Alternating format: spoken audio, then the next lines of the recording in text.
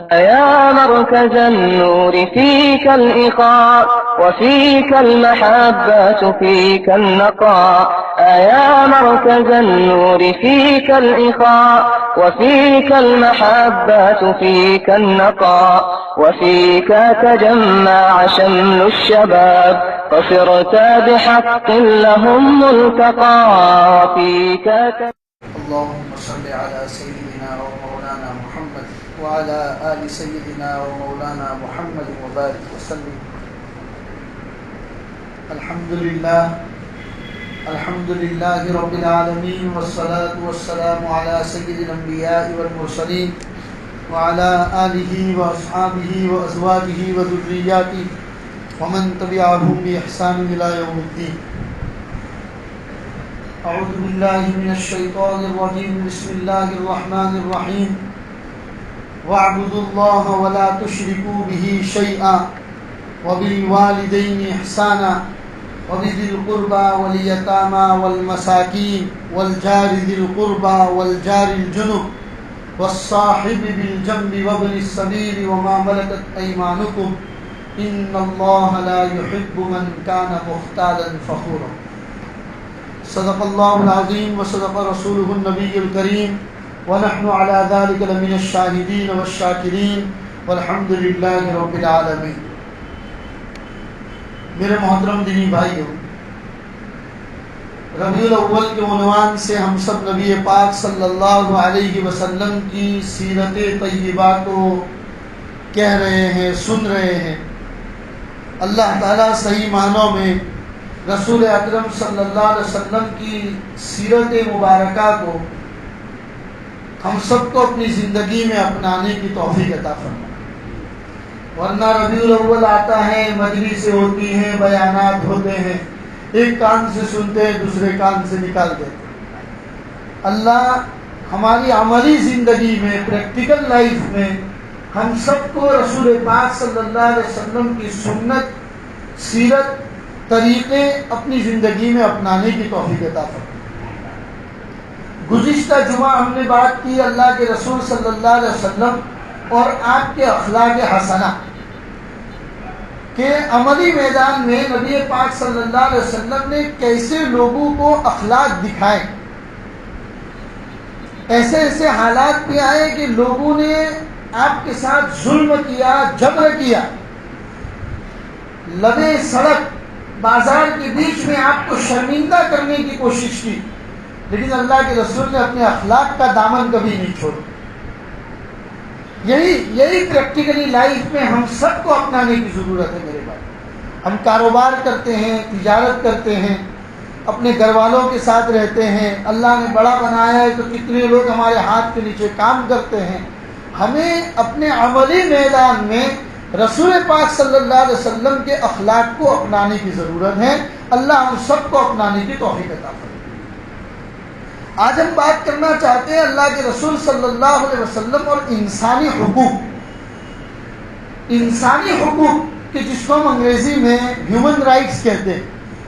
آج کل human rights کا نعرہ یورپ کے ممالک بہت زبردست انداز میں لگاتے ہیں. یو قائم کیا گیا، اقوام متحدہ اس کے لیے قائم کیا گیا.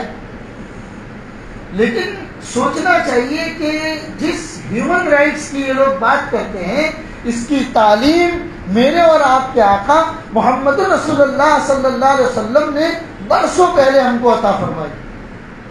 انسانی حقوق، چنانچہ اس کے لیے میں نے جو قرآن کریم کی آیت آپ کے سامنے پڑھی ہے، پہلے ہم اس آیت کا ترجمہ سن لیتے ہیں اور سمجھ لیتے ہیں. قرآن کریم کے 4 پارہ سورۃ النساء کی یہ آیت ہے جس میں اللہ تبارک و تعالیٰ نے فرمایا وَاعْبُدُوا اللَّهَ وَلَا تُشْرِكُوا بِهِ شَيْئًا. سنو، اللہ کی عبادت کرو، اللہ کے ساتھ کسی کو ذرہ برابر شریک نہ ٹھہرا. اور یہ بات میں بار بار کہتا ہوں، عبادتوں میں نیکی کرنے میں کہیں نہ کہیں کمی کوتاہی ہو جائے گی، اللہ معاف کر دیں گے اگر معاف کرنے بھی آئیں. لیکن ہماری عبادتوں میں، ہمارے کام کاج کے اندر اگر کہیں نہ کہیں شرک، تو کیا شرک کی بو بھی آ گئی، اللہ معاف نہیں کرے. اللہ سب کچھ برداشت کرنے کے لیے تیار ہے، شرک کے ساتھ کوئی کمپرومائز نہیں، شرک کے ساتھ کوئی سودا نہیں. سیدھا جہنم، اس کے علاوہ کوئی دوسری بات ہی نہیں۔ اسی لیے اللہ تبارک و تعالیٰ ہمیں ایمان پکا کرنے کی توفیق عطا فرمائے۔ دیکھیں کبھی بھی کوئی کام کرے تو سوچے، اللہ نے عقل دی ہم سب کو، سوچے کہ میرے کہیں کسی کام میں کوئی شرک تو نہیں کر رہا، میں شرک تو نہیں کر رہا، میرے کام سے کہیں ایسا ثابت تو نہیں ہوتا کہ میں اللہ اور اس کے رسول کو چھوڑ کر کسی اور کے طریقے کے پیچھے بھاگ رہا ہوں، یا کسی اور کے دامن میں جا کر اپنا سر چھپا رہا ہوں یا اپنا سر جھکا رہا ہوں۔ اسی لیے قرآن کریم کی آیت کہتی ہے وَاعْبُدُوا اللَّهَ، اللہ ہی کی عبادت کرو، وَلَا تُشْرِكُوا بِهِ شَيْئًا، اور اللہ کے ساتھ ذرہ برابر کسی کو شریک نہ ٹھہراؤ، وَبِالْوَالِدَيْنِ إِحْسَانًا، والدین کے ساتھ اس میں سلوک کرو۔ والدین یہ ایک الگ موضوع ہے، الگ ٹاپک ہے، کبھی اس پر بھی گفتگو ہوگی، پہلے بھی ہو چکی ہیں، لیکن قرآن کریم کہتا ہے کس کے ساتھ، یعنی کون کون سی چیزیں اللہ گنوا رہے ہیں، اس لائن میں اللہ اس کو بیان کر رہے ہیں، تو اس کی حیثیت کتنی بڑی ہو۔ جہاں اللہ اپنی عبادت کرنے کی بات کر رہے ہیں، جہاں اللہ یہ بات کر رہے ہیں کہ میرے ساتھ کسی کو شریک نہ ٹھہرانا، وہاں اللہ یہ بات کر رہے ہیں کہ والدین کے ساتھ اس میں سلوک کرو۔ ہاں تمہارے ایٹیٹیوڈ سے، تمہارے بات کرنے کے انداز سے، تمہارے کام کرنے کے انداز سے کہیں یہ ثابت نہ ہو کہ تم اپنے والدین کو آنکھیں دکھانے والا کام کرو، تمہاری آواز تمہارے والدین کی آواز کے سامنے اونچی، ایسا کبھی بھی اپنی باڈی لینگویج سے بھی ظاہر نہ کرو۔ صاف اللہ تبارک و تعالیٰ نے کہا وَبِالْوَالِدَيْنِ إِحْسَانًا، اور والدین کے ساتھ اس میں سلوک کرو۔ پھر آگے بہت ساری چیزیں گنوائی، وَبِذِي الْقُرْبَى وَالْيَتَامَى وَالْمَسَاكِينِ وَالْجَارِ ذِي الْقُرْبَى وَالْجَارِ الْجُنُبِ وَالصَّاحِبِ بِالْجَنبِ وَابْنِ السَّبِيلِ، 7 چیزیں گنوائی، 7 چیزیں گنوائی جو میں نے آپ کے سامنے بھی پڑھی، جس میں فرمایا وَبِذِي الْقُرْبَى، رشتہ داروں کے ساتھ اس میں سلوک کرو۔ اسی لیے جہاں صدقے کی بات آتی ہے، بہت سارے لوگ مسئلہ معلوم کرتے ہیں مولانا صدقہ نکالنا ہے، ہم نے تو بکرا لے کے وہاں پر دے دیا۔ میں نے کہا بھائی جب بکرا لیا 12,000 روپئے کا، تو 1,000 روپیہ اور مزید دے کے اس کو خود اپنے ہاتھ سے ذبح کرواؤ، اور اس کا گوشت اپنے ہی رشتہ داروں میں جو مستحق ہے ان کو دو، ڈبل ثواب ملے گا آپ کو، صدقہ ادا کرنے کا، رشتہ داری کا خیال رکھنے کا۔ یہ کیا ہوا 12,000 15,000 کا بکرا لے لیا اور دے دیا، کہیں پر کسی مدرسے میں دے دیا، کھلا جگہ پر دے دیا، خود کچھ نہ کرنا پڑے۔ صلہ رحمی کی قرآن کریم میں بہت تعلیم دی گئی ہے میرے بھائی، چنانچہ فرمایا وَبِذِي الْقُرْبَى، رشتہ داروں کے ساتھ اس میں سلوک کرو، وَالْيَتَامَى، یتیموں کے ساتھ، جن کے سر کے اوپر ماں باپ کا سایہ نہیں ہے، جن کی پرورش کوئی کرنے والا نہیں ہے، ان کا اس میں سلوک کرو۔ روایتوں میں آتا ہے اگر دینے کے لیے تمہارے پاس کچھ نہیں ہے، تم نے کسی یتیم بچے کے سر پر محبت کے ساتھ اگر ہاتھ بھی پھیر دیا، روایت میں ہے اس کے سر میں جتنے بال ہیں اللہ تمہارے نامہ اعمال میں اتنی نیکیاں لکھ دے۔ کتنا آسان کام۔ چنانچہ یتیموں کے ساتھ اس نے سلوک کی بات کی، والمساکین، محتاجوں کا خیال رکھو، والجار ذی القربى والجار الجنب، اپنے وہ پڑوسی جن کو آپ پہچانتے ہیں، اپنے وہ پڑوسی جن کو آپ نہیں پہچانتے ہیں، تمام کے ساتھ اس میں سلوک کا معاملہ کرو۔ روایت میں آتا ہے تم رات کو پیٹ بھر کے اگر سو گئے اور تمہارا پڑوسی اگر بھوکا ہے، فرمایا کہ اچھا تو یہ تھا کہ اس پیٹ کے اندر جہنم کی آگ ڈالی جاتی۔ جس پیٹ نے اپنا تو پورا کر لیا، لیکن اس کا رشتہ دار، اس کا پڑوسی بھوکا سو رہا ہے اور وہ پیٹ بھر کے کھانا کھا رہا ہے، روایت میں کہا گیا اچھا تو یہ تھا کہ اس پیٹ میں جہنم کی آگ ڈالی جائے، کہ جس پیٹ نے اپنے پڑوسی کا خیال نہیں کیا۔ قرآن کریم کی آیت پھر آگے فرمایا والصاحب بالجنب، اور ہم محفل، ہم پیالہ، ہم دوست جو تمہارے ساتھ رہا کرتے ہیں ان کی بھی ضرورتوں کا خیال رکھو، وابن السبیل، مسافر کا خیال رکھو، وما ملکت ایمانکم، اور وہ تمہارے غلام جو تمہارے نوکر چاکر تمہارے ہاتھ کے نیچے کام کرتے ہیں ان کی ضرورتوں کا تم خیال رکھو۔ یہ 7 چیزیں اللہ تبارک و تعالیٰ نے گنوائی۔ قرآن کریم کی آیت جو میں نے آپ کے سامنے پڑھی، جس میں اللہ نے فرمایا دیکھو بندو، اللہ کی عبادت کرو، اللہ کے ساتھ کسی کو شریک نہ ٹھہراؤ، والدین کے ساتھ اس کے سلوک کرو، پڑوسیوں اور رشتہ داروں کے ساتھ اس کے سلوک کرو، پڑوسیوں کے ساتھ چاہے آپ پہچانتے ہو نہ پہچانتے ہو ان کے ساتھ اس کے سلوک کرو، والیتامی والمساکین، یتیموں کے ساتھ اور مسکینوں کے ساتھ اس نے سلوک کرو. ان تمام چیزوں کو گنوانے کے بعد اللہ نے فرمایا ان اللہ لا يحب من کان مختالا فخورا. اللہ تبارک و تعالیٰ اس آدمی کو بالکل پسند نہیں کرتے کہ جو تکبر کرتا ہے اور جو جس کو میں آپ کو سمجھانے کے انداز میں اپنے الفاظ استعمال کر سکتا ہوں, جو سیلفش, جو خود پسند ہے, اپنا ہی ہمیشہ ہر چیز میں اپنا ہی فائدہ دیکھتا ہے, سوارتھی آدمی جس کو کہا جاتا ہے, ایسے آدمی کو اللہ بالکل پسند نہیں کرتا. ان اللہ لا يحب من کان مختالا فخورا. قرآن کریم کی آیت اور اس کا ترجمہ جب آپ کے سامنے آ گیا, اس میں آپ غور و فکر کرو کہ اس آیت میں اللہ تبارک و تعالیٰ نے کس چیز کی تعلیم دی. پوری آیت میرے بھائیو ہیومن رائٹس کے اوپر ہے. پوری آیت کے اندر انسانی حقوق کی تعلیم دی گئی ہے. اس آیت میں کہیں یہ نہیں کہا گیا کہ مسلمانوں کا خیال رکھو, غیر مسلم کا خیال نہ رکھو. اللہ نے پڑوسی, مسکین, مسافر, محتاج, ان لوگوں کی ضرورت کا خیال رکھنے کو کہا گیا. اس سے بڑی آیت پورے قرآن کریم کے اندر جو ہیومن رائٹس کی تعلیم دیتی ہو, جو انسانی حقوق کی تعلیم دیتی ہو, اس سے بڑی آیت کبھی نہیں ہو سکتی. نبی پاک صلی اللہ علیہ وسلم کی بہت ساری روایتیں میرے بھائی, مسلم شریف, ابو داؤد شریف کی روایتیں. وقت کم ہے, میں زیادہ روایتیں آپ کے سامنے تو بیان نہیں کر سکتا, لیکن اس کا نچوڑ آپ کے سامنے بیان کر سکتا ہوں کہ جس نچوڑ میں یہ تعلیم دی گئی ہے, یہ تعلیم دی گئی ہے کہ انسانی حقوق کا خیال رکھیں. صحابہ فرماتے تھے کہ بعض مرتبہ اللہ کے رسول صلی اللہ علیہ وسلم پڑوسیوں کے حقوق کو لے کر, دوسروں کی ضرورتوں میں کام آنے کو لے کر, اس ٹاپک کے اوپر اللہ کے رسول اتنی بات کرتے تھے, اتنی بات کرتے تھے کہ کبھی کبھی ہم کو یوں لگنے لگتا تھا کہ کہیں وراثت میں پڑوسیوں کا حصہ نہ آ جائے. صحابہ فرماتے اللہ کے رسول ان دونوں ٹاپک کے اوپر اتنی کثرت سے بات کرتے تھے کہ بھئی پڑوسیوں کا خیال رکھو, ضرورت مندوں کا خیال رکھو, سیلفش نہ بنو, اپنے پاس اللہ نے دیا ہے تو دوسروں کی ضرورتوں میں کام آؤ. ان ٹاپک کے اوپر اللہ کے رسول اتنی کثرت سے گفتگو فرماتے تھے, ایسا لگتا تھا کہ کہیں وراثت میں ان کا حصہ نہ آ جائے. اتنا اللہ کے رسول نے انسانی حقوق کے اوپر توجہ دی ہے میرے بھائی. اور ہم نے انسانی حقوق کو ہی چھوڑ دیا. ہم نے تو صرف 5 وقت کی نماز, روزہ, زکوٰۃ اور حج کو ہی دین سمجھ لیا. اس کے علاوہ دین کے کسی پہلو کو یا تو جانتے نہیں ہیں, یا جاننا نہیں چاہتے, یا پھر جانتے تو بہت ہیں, عمل میں لانا نہیں چاہتے. وہی باتیں مفید ہوتی ہیں جو انسانی زندگی میں عمل پیرا. ورنہ بہت ساری نصیحت کی باتیں تو دیواروں پر لکھی ہوئی رہتی, اسٹیٹس رکھے ہوئے رہتے ہیں, کتنے فیس بک اور سوشل میڈیا کے اوپر ہم لوگ پھیلاتے ہیں, لیکن وہی باتیں اگر اپنی زندگی میں نہیں اپناتے ہیں تو کوئی فائدہ نہیں ملتا. نبی پاک صلی اللہ علیہ وسلم نے دوسروں کے حقوق کا خیال رکھنے کی کتنی بڑی بڑی باتیں کی. میں ایک روایت آپ کو سناتا ہوں. حضرت ابو ابی بن کعب رضی اللہ تعالیٰ عنہ کی روایت ہے. وہ فرماتے ہیں ایک مرتبہ نبی پاک صلی اللہ علیہ وسلم کسی کے گھر میں تشریف فرما تھے. اللہ کے رسول کے داہنی جانب حضرت عبداللہ بن عباس بیٹھے ہوئے تھے, جن کی عمر بہت کم تھی, یعنی کہ بچے. اللہ کے رسول صلی اللہ علیہ وسلم کی جب وفات ہوئی تو حضرت عبداللہ ابن عباس کی عمر 8 سال تھی. اور یہ قصہ تو میں اس سے بھی پہلے کا بیان کر رہا ہوں, یعنی وہ بہت زیادہ بچے تھے.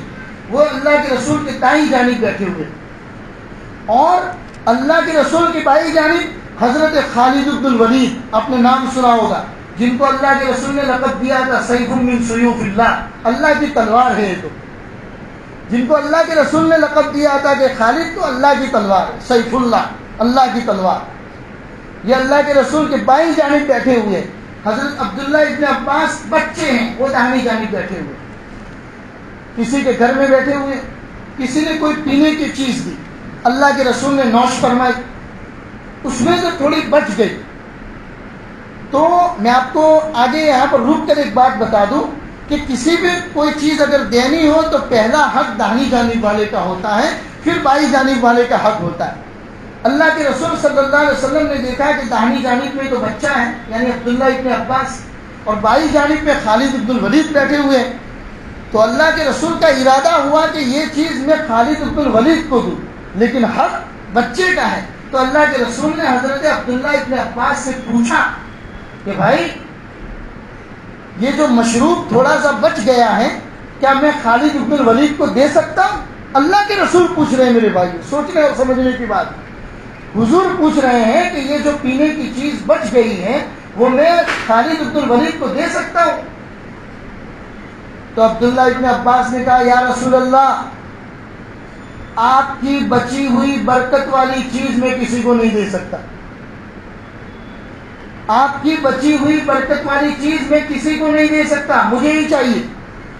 روایت میں آتا ہے کہ اللہ کے رسول نے وہ پیالہ حضرت عبداللہ ابن عباس کو اتنی زور سے دیا کہ صحابہ یہ سمجھنے لگے کہ اللہ کے رسول کو پسند نہیں آئی یہ بات کہ بھائی خالد کو دے دیتے، خالد بن الولید کو، تم نے اپنا حق نہیں چھوڑا.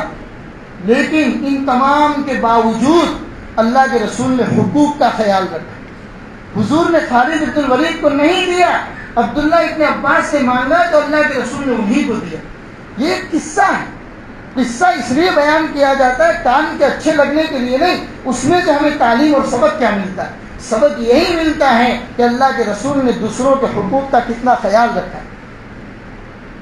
ایک صحابیہ تھی جن کا نام تھا حضرت بریرہ رضی اللہ تعالیٰ عنہ. غلام تھی، باندھی تھی. اللہ کے رسول نے یا کسی صحابی نے ان کا کہیں پر نکاح کروا دیا تھا کسی غلام کے ساتھ. مسئلہ یہ ہے کہ اگر باندھی کا کہیں پر نکاح کرا دیا جائے اور وہ باندھی بعد میں آزاد ہو جائے تو اس کو حق ہے کہ اپنا نکاح باقی رکھے یا طلاق لے لے. یہ اس عورت کا حق ہے. چنانچہ حضرت بریرہ جب آزاد ہو گئی تو انہوں نے اپنے شوہر سے کہا کہ آپ مجھے طلاق دے دو. جب تک میں غلام تھی میرے آقا نے میرا نکاح آپ کے ساتھ کروا دیا تھا، اب میں آزاد ہو گئی، اب میں آپ کے نکاح میں رہنا نہیں چاہتا، مجھے آپ طلاق دے دو. اور وہ صحابی حضرت بریرہ سے اتنی محبت کرتے تھے کہ ان کے پیچھے پیچھے مدینہ کی گلیوں میں گھومتے تھے. انہوں نے کہا اللہ کے رسول سے آ کے شکایت کی، یا رسول اللہ میری سفارش کر دیجئے، بریرہ طلاق لینا چاہتی ہے، میں طلاق دینا نہیں چاہتا، میں بریرہ سے بہت پیار کرتا ہوں. اللہ کے رسول صلی اللہ علیہ وسلم نے حضرت بریرہ کو بلایا اور بلانے کے بعد کہا کہ بریرہ، ہم جانتے ہیں کہ یہ تم سے کتنا پیار کرتے ہیں، تمہارے پیچھے پیچھے مدینہ کی گلیوں میں گھومتے ہیں، تم ان کے نکاح میں رہو، کیوں طلاق لینا چاہتی ہو؟ انہوں نے کہا یا رسول اللہ یہ آپ کا حکم ہے یا مشورہ ہے؟ اگر آپ کا حکم ہے تو سر آنکھوں پر میں زندگی ان کے نکاح میں رہنے کے لیے تیار ہوں، اور اگر آپ کا مشورہ ہے تو میں ان کے نکاح میں رہنا نہیں چاہتی. حضور نے فرمایا نکاح میں رہنا نہ رہنا یہ تمہارا حق ہے، میں نے تو صرف مشورہ دیا ہے، میرا کوئی حکم نہیں ہے. انہوں نے کہا یا رسول اللہ اگر آپ کا مشورہ ہے تو مجھے ان کے نکاح میں نہیں رہنا. یہ قصہ میں نے آپ کو بھی سنایا. اس میں بھی آپ دیکھ سکتے ہیں کہ اللہ کے رسول نے دوسروں کے حقوق کی کتنی رعایت کی.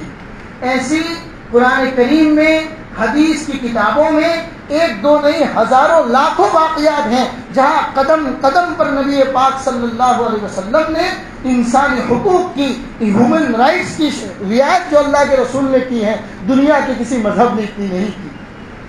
پھر کوئی ہمیں یہ تعلیم دے کہ مسلمان انسانی حقوق کا خیال نہیں رکھتے. مسلمانوں میں انسانی حقوق کے چیپٹر کو لے کر کوئی بات ہی نہیں ہے. انسانی حقوق کے چیپٹر کے اوپر مسلمانوں کے پاس کوئی سبجیکٹ ہی نہیں ہے. ارے میرے بھائیوں، جب دنیا ہیومن رائٹس کے ایکٹ سے واقف نہیں تھی، سالوں پہلے نبی پاک صلی اللہ علیہ وسلم نے ہم کو انسانی حقوق کی تعلیم دی. یہ بات الگ ہے کہ آج کا مسلمان ان تعلیمات کو بھول گئے. اللہ ان تعلیمات کو ہمیں اپنی زندگی میں اپنانے کی توفیق عطا فرمائے. دوسروں کے حقوق کا خیال رکھنے کی ابتدا اپنے گھر سے ہوتی ہے. آپ دیکھو، میں اور آپ ہم سب کو دیکھنے کی ضرورت ہے کیا ہم لوگ اپنے ماں باپ کا خیال رکھتے ہیں کہ نہیں رکھتے. حقوق کی ابتدا یہیں سے ہوتی. اپنے رشتہ داروں کا خیال رکھتے ہیں کہ نہیں رکھتے، اپنے پڑوسیوں کا خیال رکھتے ہیں کہ نہیں رکھتے. اللہ نے ہمیں آقا اور سیٹھ بنایا ہے، ہمارے ہاتھ کے نیچے 2 4 5 لوگ کام کرتے ہیں، تو کیا ہمارے ہاتھ کے نیچے کام کرنے والے کاریگر اور نوکر چاکر کا ہم خیال رکھتے ہیں کہ نہیں رکھتے. یہ انسانی حقوق ہیں جس کی تعلیم قرآن کریم نے اور نبی پاک صلی اللہ علیہ وسلم نے جگہ جگہ پر ہم سب کو عطا فرمائی. اللہ تبارک و تعالی ہمیں انسانی حقوق کو سمجھنے کی اور اپنی زندگی میں اپنانے کی توفیق عطا فرمائے.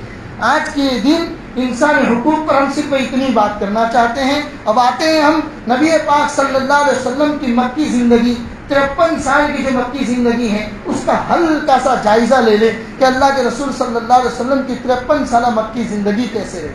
میرے بھائیوں، اللہ کے رسول صلی اللہ علیہ وسلم ابھی اپنی ماں کے پیٹ میں تھے، 2 ماہ کا حمل تھا، ابھی 2 مہینے کا حمل تھا، اور اس وقت ابا حضرت عبداللہ کا انتقال ہو گیا۔ جب آپ کی پیدائش ہوئی تو بچپن سے ہی باپ کا سایہ تو سر پر تھا ہی نہیں، ماں تھی۔ اس وقت عرب میں یہ دستور تھا کہ عرب کی عورتیں اپنے بچوں کو شہر چھوڑ کے گاؤں میں بھیج دیا کرتی تھی، گاؤں کی عورتیں ان کو دودھ پلاتی تھی اور ان کو بڑا کرتی تھی تاکہ گاؤں کا ماحول اچھا ہو۔ پیاری اور اچھی زبان جو بولی جاتی تھی اس زمانے میں گاؤں میں بولی جاتی تھی، شہروں میں اچھی زبان نہیں بولی جاتی تھی۔ چنانچہ نبی پاک صلی اللہ علیہ وسلم کو بھی قبیلہ بنو سعد کے علاقے میں بھیجا گیا جو بالکل پرفضا ماحول۔ جب ہم لوگ عمرہ میں گئے، طائف سے بھی 45 کلومیٹر دور، طائف سے 45 کلومیٹر دور یہ قبیلہ بنو سعد کا ماحول ہے۔ ہم بات کر رہے ہیں اللہ کے رسول صلی اللہ علیہ وسلم کی زمانے کی کہ آپ کی پیدائش کے بعد ماں امینہ نے آپ کو حضرت حلیمہ کے حوالے کیا اور حضرت حلیمہ آپ کو دودھ پلانے کے لیے قبیلہ بنو سعد میں لے گئے۔ آج بھی اگر ہم جاتے ہیں عمرہ وغیرہ کے لیے اور قبیلہ بنو سعد میں جب پہنچتے ہیں تو ماحول دیکھ کر ایسا خوشگوار ماحول معلوم ہوتا ہے اور پتہ چلتا ہے کہ کیوں اللہ نے اپنے نبی محمد رسول اللہ کی بچپن کے 4 سال کی زندگی یہاں پر گزاری ہے۔ لوگ اتنے سافٹ، اتنے نرم لوگ ہیں۔ ہم لوگوں کے ساتھ ایک واقعہ ہوا، ہم لوگ وہاں پر جب قبیلہ بنو سعد کے علاقے میں پہنچے، وہاں پہاڑ کے علاقے میں ایک چھوٹی سی چائے کی ٹپری تھی۔ چائے کی ٹپری کے اوپر جب ہم لوگ چائے پینے کے لیے پہنچے، گلاس میں ہم کو گرم پانی دیا گیا تو نیچے شکر کا ڈبہ رکھا ہوا تھا۔ گلاس پکڑتے پکڑتے ہمارے ایک ساتھی کے ہاتھ سے وہ گلاس چھوٹ گیا، اس کا پورا پانی شکر کے ڈبے میں چلا گیا، پوری شکر خراب ہو گئی۔ دکاندار کے چہرے کی طرف میں دیکھ رہا تھا کہ اس کی پیشانی پر بل تک نہیں آیا، اور اوپر سے وہ آدمی، اور یہ قصہ کسی اور کے ساتھ نہیں، ہمارے آدم بھائی کے ہاتھ سے ہی وہ چائے گری تھی۔ اس آدمی نے، میں نے دیکھا کہ ان کے پیشانی کے اوپر ذرہ برابر پیشانی پر شکن نہیں، اوپر سے وہ کہہ رہے یا رجل لا حرج لا حرج لا حرج، اندر ہے کہیں آپ جلے تو نہیں ہے، آپ کو چوٹ تو نہیں پہنچی ہے، اوپر سے وہ ہماری حالت کی خبر لے رہا۔ اتنے سافٹ لوگ، فضا ماحول بھی اتنا عمدہ۔ پتہ چلا کہ اللہ تبارک و تعالیٰ نے نبی پاک صلی اللہ علیہ وسلم کی بچپن کی زندگی کے لیے اس مقام کو کیوں چنا۔ 4 سال اللہ کے رسول صلی اللہ علیہ وسلم نے قبیلہ بنو سعد میں گزارے۔ جب واپس آئے، 8 سال کی عمر، ابھی 6 سال کی عمر ہوئی، اماں اللہ کو پیاری ہو گئی۔ کچھ دن گزرنے کے بعد دادا عبد المطلب بھی اللہ کو پیارے ہو گئے، آپ چچا ابو طالب کی پرورش میں آ گئے۔ کسی شاعر نے بہت اچھے انداز میں نبی پاک صلی اللہ علیہ وسلم کے بچپن کے اس چیز کا تذکرہ کیا ہے اور کہا ہے پیدا ہوئے تو باپ کا سایہ اٹھا دیا، چلنے لگے تو مادر و ام ہو گئے جدا، ہر ایک سایہ سر سے ہی اٹھتا چلا گیا، سائے پسند آئے نہ پروردگار کو، بے سایہ کر دیا اس سایہ دار۔ پھر اس کے بعد کہا علم یجدک یتیما فآویٰ۔ اس کے بعد ایک مکہ کی زندگی نبی پاک صلی اللہ علیہ وسلم کی شروع ہوتی ہے۔ بچپن کی زندگی، مکہ کا ماحول، ہر طرف شراب پینا، زنا کرنا، لوگوں کو مارنا، ایسے ماحول میں نبی پاک صلی اللہ علیہ وسلم بڑے ہو رہے ہیں، لیکن زندگی میں کبھی اپنے منہ سے گالی نہیں نکالی، زندگی میں کبھی شراب کو ہاتھ نہیں لگایا، زندگی میں کوئی ایسی برائی آپ سے اللہ تبارک و تعالیٰ نے نہیں کروائی کہ جو مکہ کے اندر پائی جاتی۔ 12 سال کی عمر ہوئی، چچا کے ساتھ ملک شام کا سفر کیا۔ پھر 25 سال کی عمر کو پہنچے تو حضرت خدیجہ رضی اللہ تعالیٰ عنہا کا مال لے کر دوبارہ ملک شام کا سفر کیا۔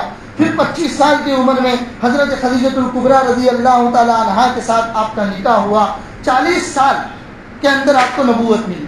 نبوت ملنے سے پہلے اللہ نے اللہ کے رسول صلی اللہ علیہ وسلم کی پرسنل لائف ایسی بنا دی تھی کہ حضور کو مکہ میں رہنا اتنا پسند نہیں تھا۔ آپ ہمیشہ پہاڑوں میں چلے جاتے تھے، غار ہرا میں چلے جاتے تھے، وہاں اکیلے اکیلے بیٹھتے تھے، اللہ کی قدرت میں، اللہ کی عظمت میں، اللہ کی کبریائی میں غور و فکر کرتے تھے۔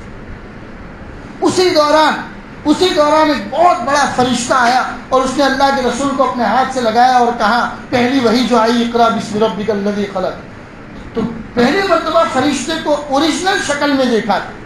فرشتے کو پہلی مرتبہ اللہ کے رسول نے حضرت جبرائیل کو ان کی اوریجنل شکل میں دیکھا تھا تو ڈر جانا ایک طبیعی چیز تھی. چنانچہ گھر آئے اور حضرت خدیجہ سے کہا کہ زملونی مجھے چادر اڑاؤ, مجھے چادر اڑاؤ.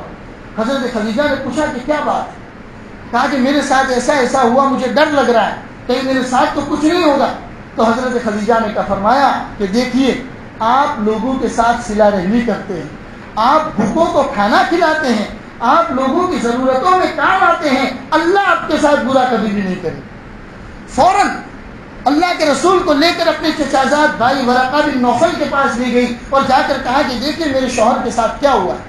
ورقہ بن نوفل پہلی کتابوں کا علم رکھتے تھے, انہوں نے پوری سچویشن دیکھ کر کہہ دیا کہ گھبرانے کی ضرورت نہیں ہے, جو چیز آپ کے پاس آئی تھی وہ اللہ کا فرشتہ حضرت جبرائیل تھے, اللہ آپ کو نبی بنانے والا ہے. مجھے ڈر تو اس بات کا ہے کہیں ایسا نہ ہو وہ دین کب آئے گا جب یہ مکہ والے تمہیں مکہ سے نکلنے پر مجبور کر دیں.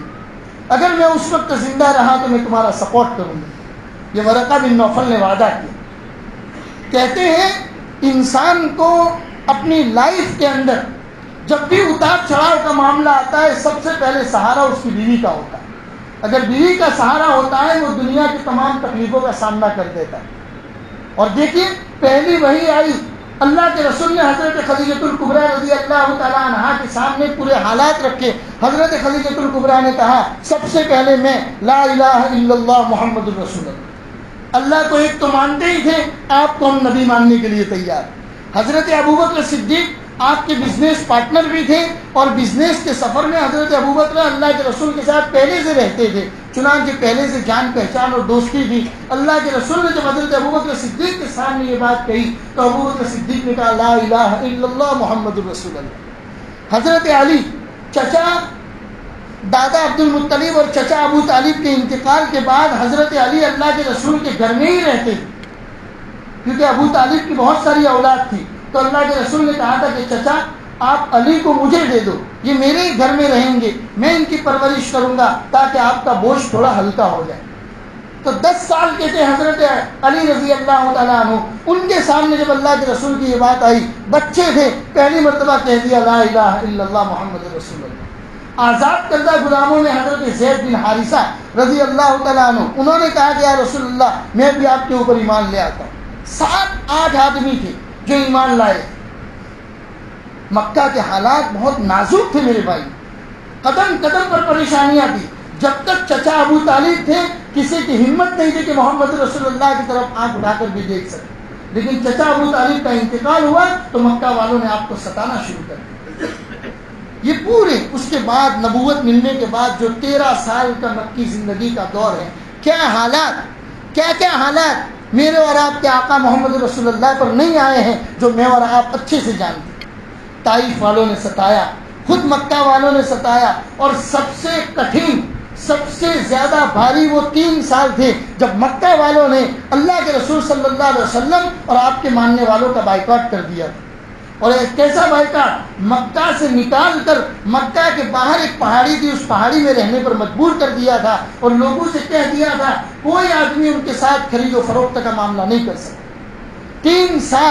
3 سال پورے نہیں, 3 سال میں کچھ مہینے کم تھے. شعب ابی طالب جس کو کہا جاتا ہے, اس گھاٹی کے اندر اللہ کے رسول اور آپ کے ماننے والوں نے گزارے ہیں. ایسے دن بھی آئے ہیں کہ پتے چبا چبا کر اپنے پیٹ بھرے, پتے چبا چبا کر, درختوں کے پتے چبا چبا کر اپنے پیٹ بھرے.